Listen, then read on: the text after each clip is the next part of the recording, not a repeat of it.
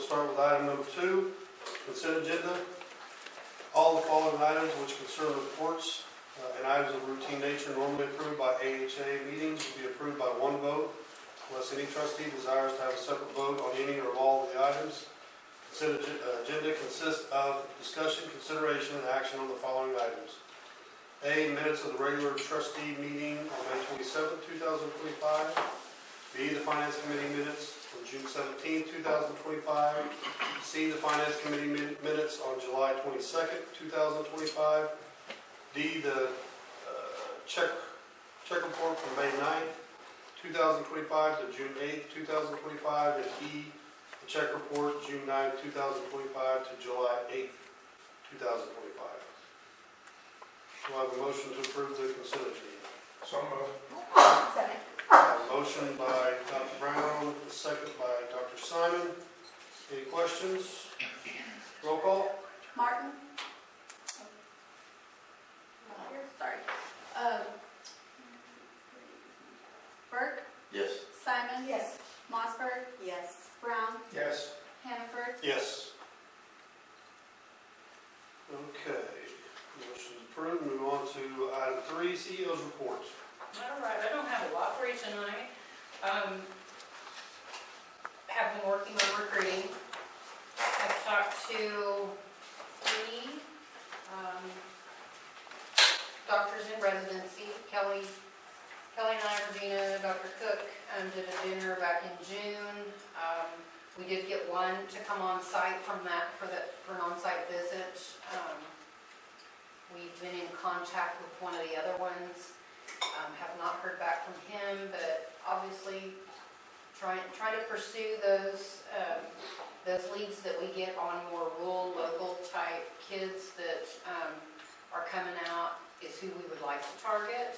Would really not prefer to go through a recruiting agency if we don't have to, but we may have to go that route to get somebody before. 3 years is a bit to wait, so we're looking at recruiting in the near future. Continuing to assess what the passage of the Big Beautiful Bill does to our budget. And we had a finance meeting at noon today, and we think we kind of zeroed in a little closer on what to look at to determine how that will impact us. So it's going to take some reports to be written to get that data out of our system so we can get a little bit closer to what that looks like. So we're working on that. Have a new provider in the ER, Ryan Sand. He's doing a fantastic job. I'm hearing a lot of positive things from customers and staff regarding Ryan. He is a nurse practitioner specialized in ER. He actually worked for Survival Flight for years. He was the director, I believe, at Survival Flight. And so he's had some management experience as well as, his flight experience, which has come in very handy. So glad to welcome Ryan Sand. Brady Reed is our CRNA in the surgery department. He started with us full-time recently. Brady has been doing kind of some PRN work for us over the last few years. And with Tate Marissa leaving, Brady came on full-time, and we're looking at doing some more things to offer some additional services with him joining us in the near future. Surgery, Dr. Guerrera, Dr. Roberts, and Tupper all getting busy, which is really good to see. Really pleased with how our surgery department is growing. Last thing, Code Quick took over full service of our account and are working in July, should be finished in July, cleaning up some of the old stuff that was sitting on the system and not being worked. So there's a backlog there, but they hope to have all that done by the end of this month. So we're glad to see that happening. So that. Any questions for Candace? If not, I will first ask for, do I have an approval to accept the Share Medical Center written report for June of 2025. I move to approve the CEO Share Medical Center report for June 2025. Thank you, Dr. Simon. Do I have a second? Second. A motion by Dr. Simon, a second by Dr. Mossberg to approve and accept the Share Medical Center written report for June 2025. Roll call? Bert, Yes. Simon, Yes. Mossberg, Yes. Brown, Yes. Hannaford. Yes. Okay, then B, approval to accept or motion to approve and accept the Share Medical Center written report for July 2025. I move to approve the CEO Share Medical Center report for July 2025. Do I have a second? Second. Thank you. Good to see you. He's ready. Got a motion by Dr. Simon, and right to it, we've got a second by Mr. Bowman to approve and accept the Share Medical Center written report for July of 2025. Roll call? Simon, Yes. Mossberg, Yes. Brown, Yes. Hannaford, Yes. Bowman, Yes. Bert. Yes. Okay, thank you. CFO's report, item 4. So we've got May and June financial statements in your packet. I'll go kind of quick through May since we've been there, but spend a little bit more time on June. May was a pretty good month. We finished the month with $600,000 cash.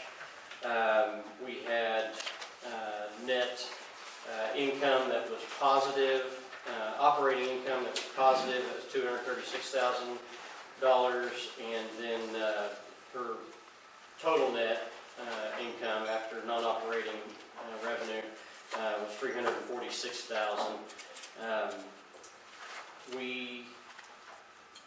A couple significant things. We did receive an interim cost report settlement in May for $583,866. And so that made a tremendous impact on that month's financials. Any questions about May? June. June wasn't bad. June's typically a slow month. People are gone on vacation, stuff like that. But June wasn't bad. We finished the month with $545,000 in cash. We had accounts receivable did creep up to over $4 million at $4.1 million. That was about a $182,000 increase. As Candace mentioned, we started with Code Quick, and so some of our revenue cycle reports we don't have for this month, but we'll have those in the future. So I don't have the AR days for you. Accounts payable balance for June was $689,476. That was a $61,000 increase, but that represents 32.2 days of operating expenses, and we're pleased with where AP has been. I will tell you that we did get the invoice for the roof, and so we will be, paying that. That's $530-some thousand, and that we'll either pay here at the end of July or very early in August. But also at the end of July, we should receive our shop payments, which should be about $300,000. Gross revenue in June was $2.4 million. That was down from May, but inpatient was up quite a bit. We had 44 patient days in June compared to 9 in May. We are glad to have Dr. Grader back working with us, doing our hospitalist program, and he's always happy to keep patients in our hospital rather than send them on, so that's great. Clinic visits were down about 100, and we did see increase in inpatient revenue, decrease in outpatient revenue. Our contractuals less bad debt and charity care were 47.6%.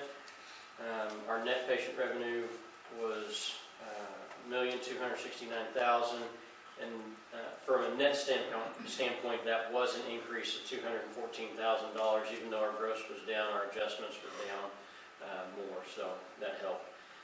Didn't have any charity care in July. Our operating expenses were $603,000, excluding salaries, benefits, and depreciation, and that was a decrease of $114,000 compared to May. We didn't change the operation that much. The biggest portion of that was the reclassification of the roof that we put on in August of last year,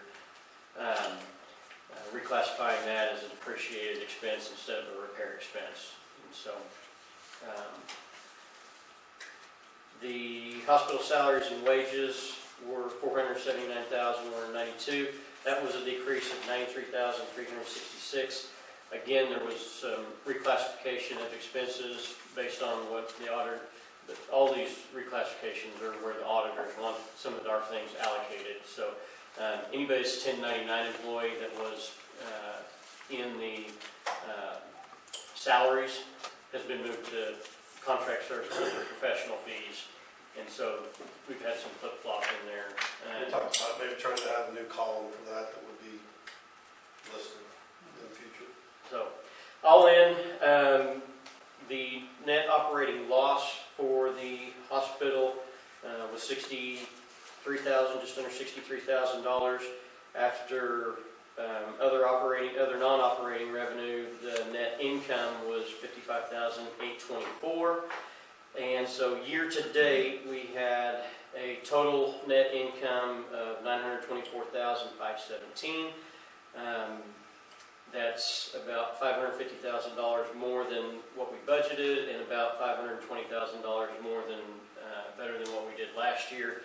I will say though, $100,000 gets spent pretty quick when you're talking about $530,000 roofs and all of the other things that we need to take care of out here. But it's great to finish in the black for sure. Those numbers will be audited, and we'll see what the auditors have on that. I will point out that the next pages, you've got your 6-month comparison. And you can kind of see how we've done since January. But on the, you can see the other expenses there as well, 6-month comparison. When you go to the next page, the 3-year comparison, the far right column does reflect the audited financials from June 2023. But also the third column we were not using this accounting system in 2023. So that third column also reflects the year-to-date numbers instead of the monthly numbers for June. But the first 2 columns compare this June to last June, and then the last 3 columns compare the actual year-to-date for the last 3 years. So, market improvement from an $832,000 loss 2 years ago to where we are today. So, I will point out that right behind the AR analysis and balance sheet and statistics, we have produced a second income statement. This is the net is the same as it was on the one that we just reviewed. However, this reclassifies some of the things that the auditors wanted us to reclassify. But when we put that 6-month comparison in there, compared to what we had previously done, it just looks completely out of whack. So we wanted to give you that was apples to apples comparison of where our expenses have been classified all year long. But moving forward, we'll have our expenses going into categories where they're currently sitting in June on this very last revised report. You can see the Review-Courier reports and the final True Bridge report. I will say the final True Bridge report in there. And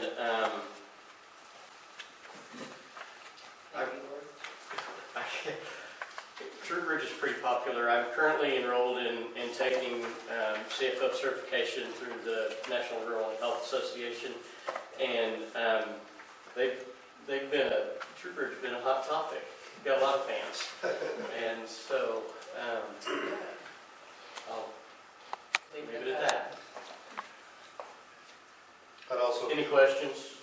just to add real quick, but if you look at the 340B, again, kudos to Kelly and all the staff and kind of getting everything back on track, and you can see we've had a significant increase from last year to this year, so. Well, and thank you to the providers for writing those scripts. Yep. So, I'll add on that note, we will be in this fiscal year, we will be starting to implement what's called the 340B referral program, and that is where the specialists and the specialty medications that they prescribe, our local providers will get credit for the referral, and thereby we'll get the discount on those medications as well.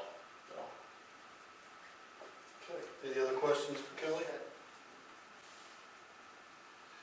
Okay, hearing none, we'll move on to item 5, the Medical Staff Executive Committee. I think we just had maybe one reappointment, but Dr. Burke? So, medical staff met July 17th, 2025. We only have one item to bring forward from the credentialing committee, and that's the reappointment courtesy staff of Dr. Tupper, orthopedic surgery. We have a motion by Dr. Burke to reappoint to courtesy staff Joel Tupper, MD, orthopedic surgery. Do I have a second? Second by Dr. Simon. Roll call? Mossberg? Yes. Brown? Yes. Hannaford? Yes. Bowen? Yes. Burke? Yes. Simon? Yes. Okay. Quappy. Anything you guys want to highlight or touch on? Nothing in for Quappy? particular, we're just working on survey stuff that was noted in the survey. Nothing in particular. Darlene is coming Thursday, that helps us with our SQSS and to stay on track of everything, so we're looking forward to her visit. Any questions by any board members on Quappy? Okay, we will move to item 7, the improvement to patient care. And if you'll just hang with me, the following items, contract contract review of quality evaluations. Do you want to cover anything on that, Candace? May and June, we're 100% on all of them. Yep. Those are in your...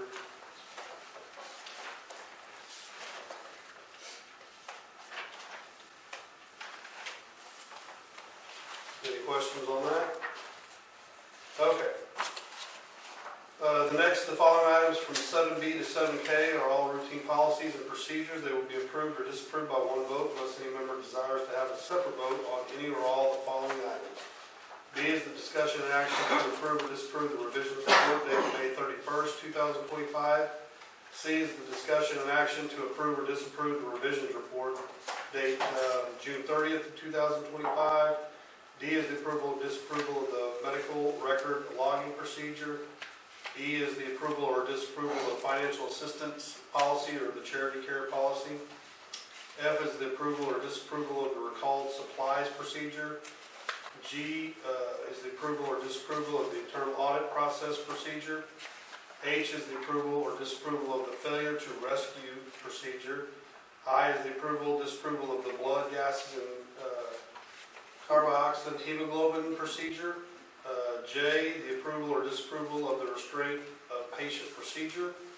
And K, the approval or disapproval of the medical staff bylaws and rules and regulations. Any questions about any of those?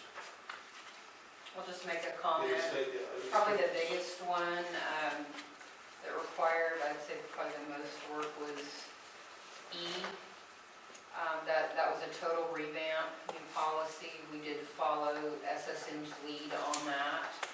And I would say it's probably 98% SSM's policy. A few of the things that don't relate to our community were pulled out, but the integrity of it was left intact. Particularly because that's such a litigious thing that, their attorneys have approved and we just didn't want to mess with it. So we have we will be adopting that. The rest of it is mainly things that come out of survey, when we have survey, or they're simply made some changes to it, so. Med staff bylaw, I think, was just a re-approval of that. Any other questions? Dr. Burke, you can think of? Okay, do I have a motion to approve items 7B through 7K? So moved.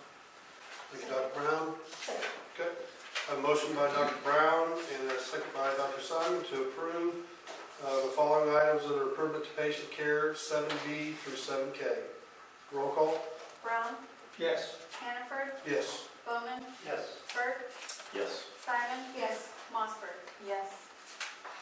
Okay, share convalescent home report, Kelly, real quick on that one, I guess. Just real quick, we did work with Adam to get to help him with some consulting work to finish processing the change of ownership. With that, some things got checked off the list. We had a couple more things put on our list. We got those knocked off. We should be a lot closer right now to getting that finished. So we're continuing to, respond to whatever we need to accomplish and take care of that quickly so that we can get this wrapped up. I am hopeful that we're nearing the end. So that's what I've got there. I will point out that we did receive, if you may recall, that we had applied for an employee retention credit for 3/4 of during the pandemic, and we did receive those funds. It was approximately $1.1 million for 3 different checks. We did put those all into certificates of deposit, and so if you look at the nursing home balance sheet for June, you can see that I put a red line on there that indicates where those should be on the balance sheet, but they're creating the new accounts in that accounting system. They didn't populate over into the report, but the very last page of the nursing home financials shows you where those CDs are, and we'll work with the EHR company to get the reports brought back up. We did talk about the finance committee today that we're going to work with the auditors to be finished with nursing home financial reports at the end of June.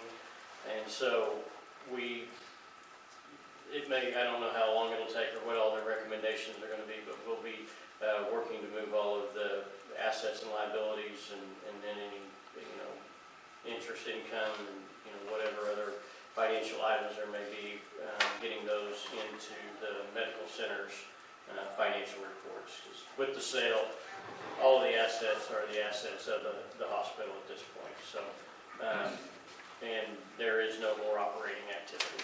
So we'll be working on that.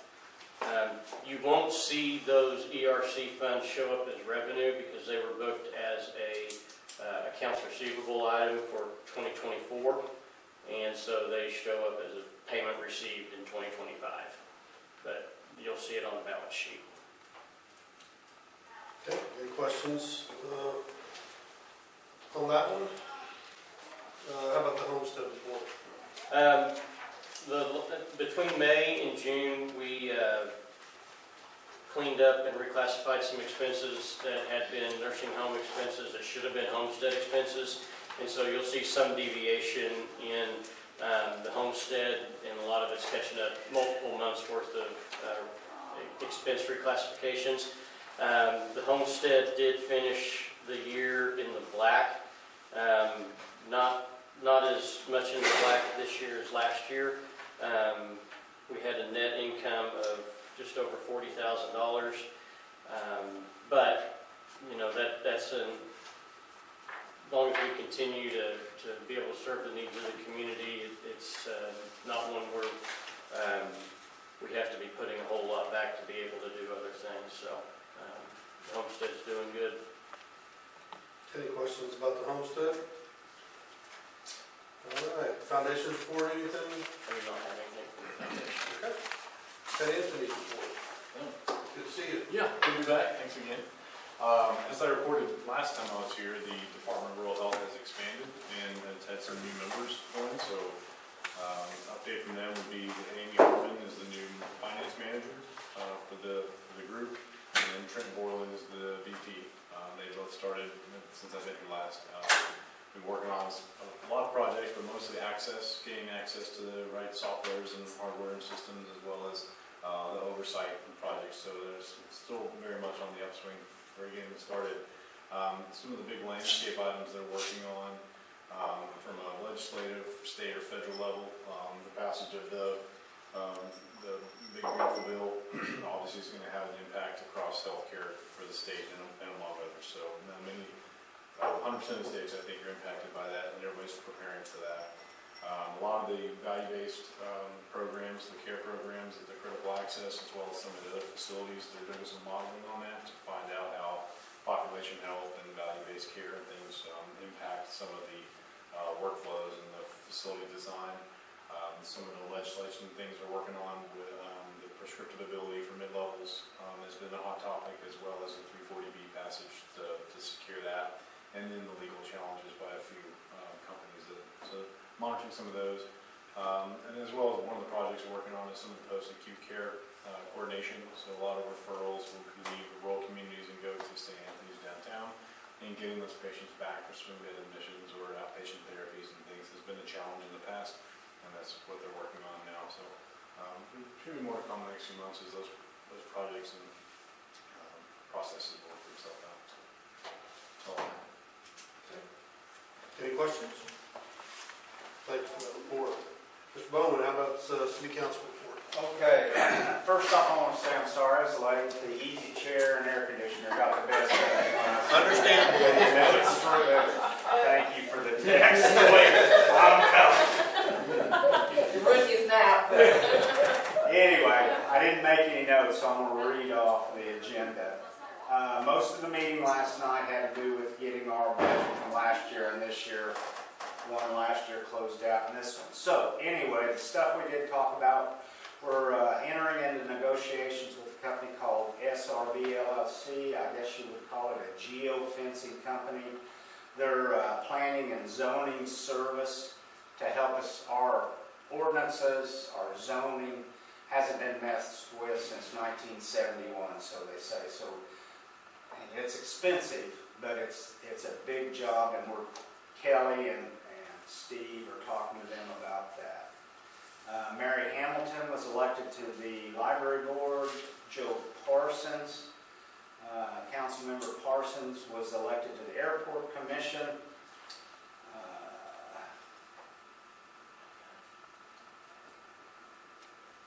Let's see.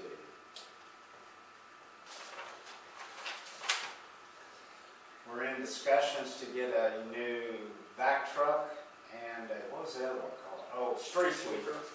We're working on that, and really the street sweeper, the back truck, and SRB was most of the meeting other than the budget. So that was, the swimming pool is killing it. I mean, absolutely killing it.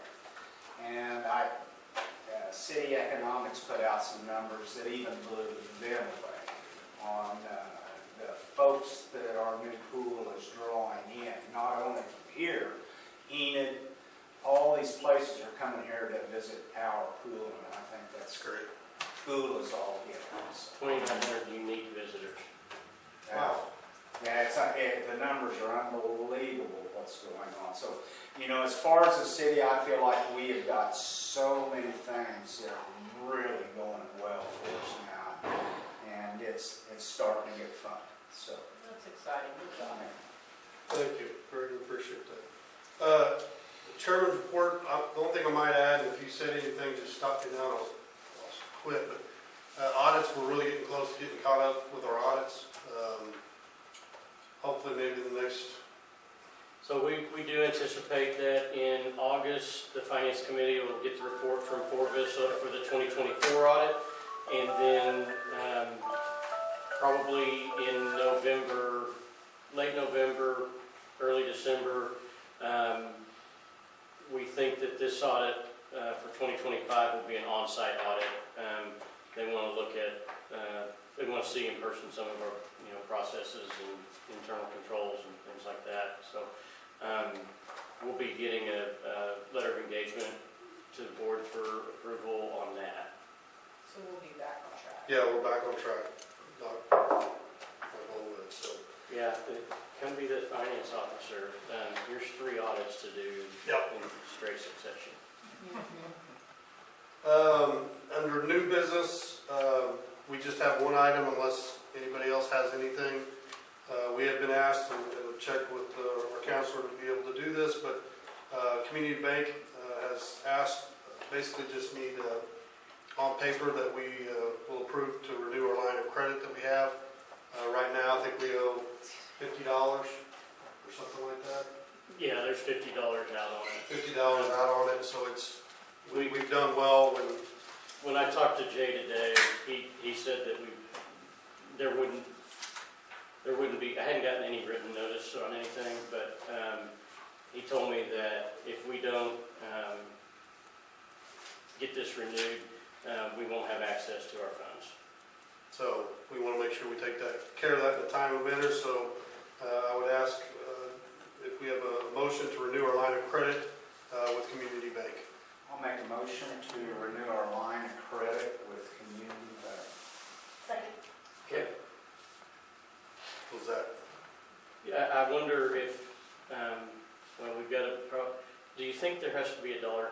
Can we just do it one more time with a dollar We amount? can at the same limit.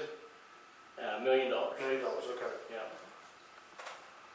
Let's see. A motion and a second has been made. Though, so do we just need to let that? Yeah. Vote no. We'll vote no on that, and then we'll come back with a new. Sorry. Roll call on that. Hannaford, No. Bowman, No. Burke, No. Simon, No. Mossberg, Sorry. Brown. There's some controversy there. So now can I have a motion to renew our line of credit with Community Bank for $1 million? I would like to make a motion to renew our line of credit with Community Bank for $1 million. Second. Thank you. I have a motion by Mr. Bowman, a second by Dr. Simon to renew our line of credit with Community Bank for $1 million. Roll call? Bowman, Yes. Burke, Yes. Simon, Yes. Mossberg, Yes. Brown, Yes. Hannaford. Yes, and I will officially blame Kelly because I asked him what I needed to say. No, I just didn't want it to not be enough. just kidding. No, just kidding. Any other new business? Appreciate everybody being here, and with that,